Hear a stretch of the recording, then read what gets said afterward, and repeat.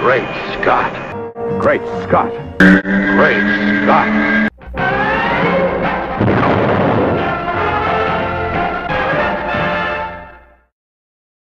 Hello everyone, and welcome to another edition of Great Scott. I'm Scotty V.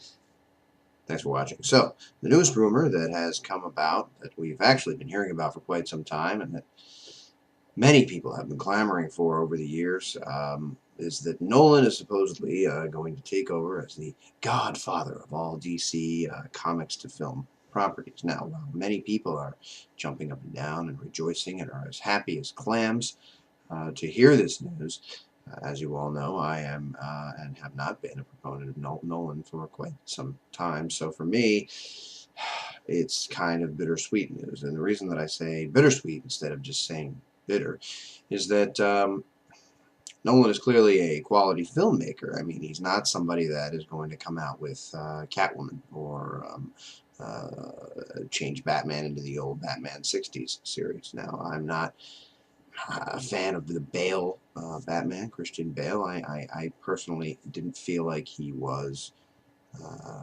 Batman. I felt like he was a guy kind of growling and whining. I felt like the movies were more about showing all these cool bat stunts that we could do, but not really having a lot of character or depth. Now, the other side of that coin, my brother and most of the world found the Bale Batman and the Nolan Batman franchise to be the best thing since sliced salami. Now,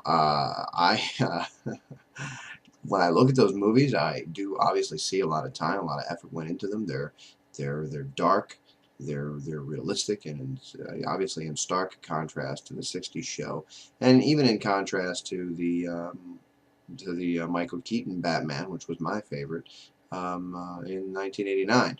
I didn't like the others after that. In fact, I haven't liked a Batman movie since that original 1989 Batman starring Michael Keaton and Jack Nicholson. Now, obviously, Heath Ledger's Joker was something to behold. It was an acting tour de force, as they say. But I still prefer Jack Nicholson's Joker simply because I felt like he was more of a clown, more of a joker. He still killed people, but he kind of had fun with it, and he was a funny guy. Now, there are many versions of all of these characters, so certainly Heath Ledger's Joker has its place as well, and I thought it was great. That was the best thing about that movie, and to be fair, I, unlike most other people, enjoyed the third Nolan Batman movie the best because I felt like there was at least a character, and that was in the Joseph Gordon-Levitt character, that I could actually connect with, that I could actually feel for, that I actually had emotion with. Other than that, before then, I didn't really feel like there was much of that. So that's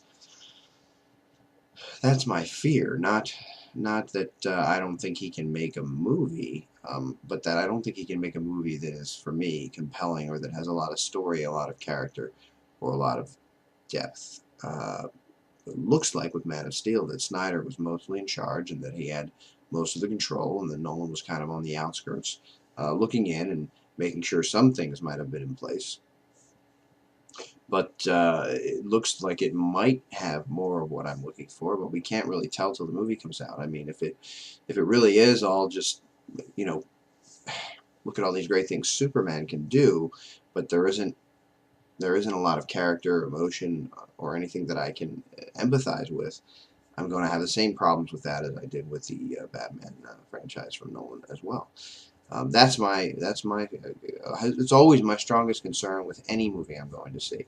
Anybody can do effects in this day and age. You look at the internet and you see tens of thousands of fan projects where there are decent enough effects, where people can make it look like Superman's lifting a car over his head, where they can make it look like Wonder Woman is fighting Nazis, shooting planes out of the sky. And these are fans that don't have millions of dollars. And you know, Jack and the Giant Slayer or whatever just came out, and it's actually, from what I heard, got decent reviews, but it made a paltry amount of money at the box office, and the rumor is that it cost over $200 million to make.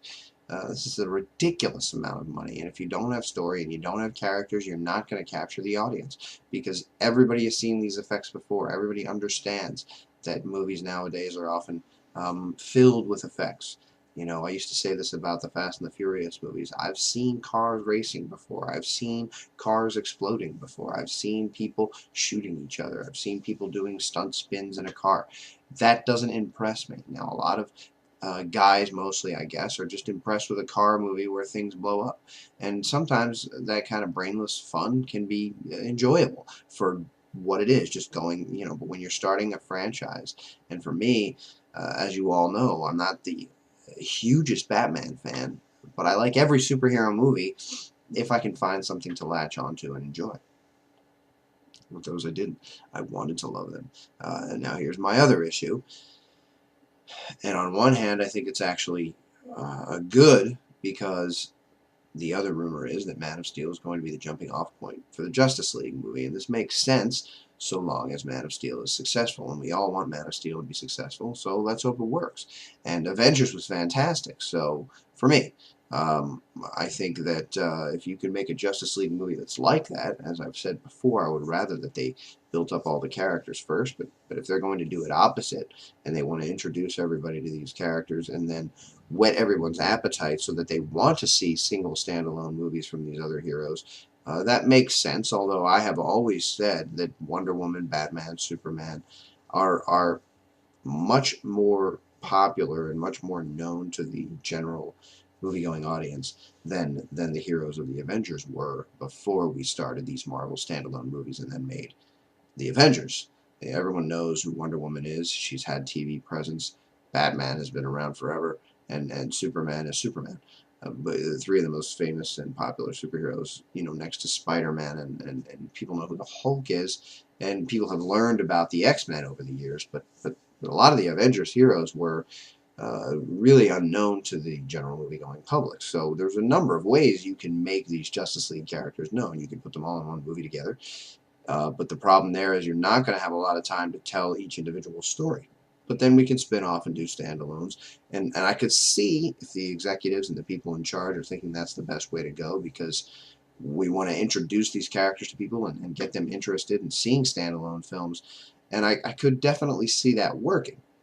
But obviously we know that the Marvel way also works. So who knows which way to go there. But the good thing about having Nolan involved in a Justice League property and maybe the ongoing properties of the comic books, if this rumor is true, is that he does like to try to ground his films in reality. Although when I saw these Batman films, I didn't see anything reality bound about them. I saw a lot of people who were miserable, a lot of people who were depressing, and a lot of people that I wouldn't even want to know as people.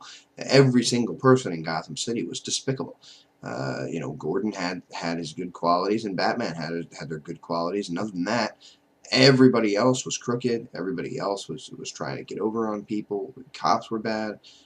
So that was one of my, you know, if everybody in the movie is a bad person, I don't even know why I would want the hero to help them. It'd be like, these people stink. These people are just as bad as the criminals. I mean, they're not killing people, but they're completely apathetic to everything. They don't care about anyone, and they're scum. But if you have with Justice League, I think we need to keep Batman grounded. And what I don't want to see happen is that Batman comes in, takes over for the whole league, you know, takes them all out, or is the salvation of every film. And that is kind of what happened with Avengers, because Iron Man, starring Robert Downey Jr., is everyone's favorite character from those films now, because Robert Downey Jr. is fantastic and Iron Man is great in those movies. So now he's the overall strongest presence in the film, and they kind of wrote that movie as if it was Iron Man and friends. And Robert Downey Jr. even said, you know, this movie's about made right when they first started filming, and they tried it his way, and you know, they said they had to back off that and change it up, and yet still he ends up being the one that actually is the savior of the entire universe. So they did work as a team, and we needed all of the players involved. So it wasn't horrendously over the top, and it made sense and it worked. But what I don't want to see is Batman being the one that solves everything. I think everybody should have their place, especially if it's a Justice League movie where it's a team thing and everyone's involved. Then everyone should be really involved. I don't need to see the two-parter episode of the Justice League animated series where the same explosion that Batman and Superman are both nearby knocks Superman unconscious, and Batman's fine and is able to pick up Superman, who's invulnerable, and carry him away on his rope. And then in the end of that episode, the two-parter, Batman's the one who frees all the superheroes. For some reason, they're all incapacitated, and he, who's just a human, comes in there and is saved. And maybe it's because they ignored this guy because he was just a human. But it wasn't really clear, and it just made Batman the hero, and everybody else kind of schlubs. But, you know, this could be exciting. And if Nolan's just the Godfather and making sure some things are in place, but other people are writing and other people are directing, maybe it won't be so bad. Thanks, everybody, for watching. And remember, always look up in the sky.